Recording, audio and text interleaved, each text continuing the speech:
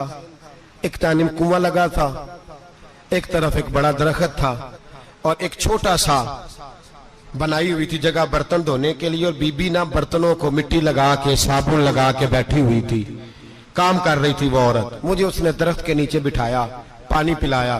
कैसे आई हो? मैंने कहा अमीरुल मोमिनीन से मिलना है। कहने लगी बैठो, थोड़ी देर में आ जाते। कहती थोड़ी, मैंने समझा घर की कोई मुलाजमा है, मैं बैठ गई। थोड़ी देर गुजरी, फिर दस्तक हुई। उस बीबी ने उठ के दरवाजा खोला तो जब वो शख्स अंदर आए तो कहने लगी बड़ी देर से बर्तनों को साबुन लगा के बैठी हूं, कहां रह गए थे? कहती है वो साहब कहने लगे बस जरा मसरूफ हो गया था। दौड़े गए, कुएं से पानी निकाला, बीबी को दिया, उसने बर्तन धोए। कहती है फिर थोड़ा सा सिरका और एक रात की रोटी वो लाई, उस शख्स ने खाई। मैंने कहा कि ये दोनों घर के मुलाजिम हैं, मियां बीवी काम करते हैं।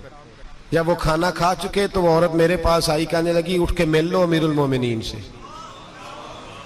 मैंने कहा कौन अमीरुल मोमिनीन? तो कहने लगी कब से तो आए हैं, ये जिसने कुएं से पानी निकाला यही मुसलमानों का अमीर है, और ये जिसने दरख्त के नीचे बैठ के सिरके से रोटी खाई है यही है।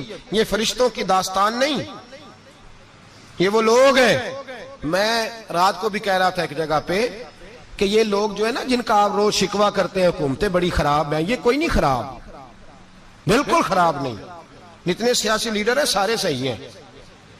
खराब वो लोग हैं जो इन्हें वोट दे के लीडर बनाते हैं, बिल्कुल खराब नहीं। मैं तो इनके हक में होता जा रहा हूं। नाराज हो गए ना आप लोग? अल्लाह करे तुसी हो जाओ तो अगले इलेक्शन च सियाने भी हो जाओ, आमीन तो कह दे। मैंने कोई मशवरा नहीं देना, इसलिए कि मेरी नजर में कोई ऐसा शख्स नहीं जिसके लिए मैं आपसे कह सकूं कि वोट दें। और हम तो ऐसी बात करें तो कई लोग नाराज होकर चले जाते हैं, लेकिन कोई परवाह नहीं, इसलिए कि ये दीन मेरे नबी पाक का दीन सिर्फ मस्जिद का दीन नहीं। इंशाअल्लाह आइंदा जुम्मे नजरिया पाकिस्तान बयान करूंगा।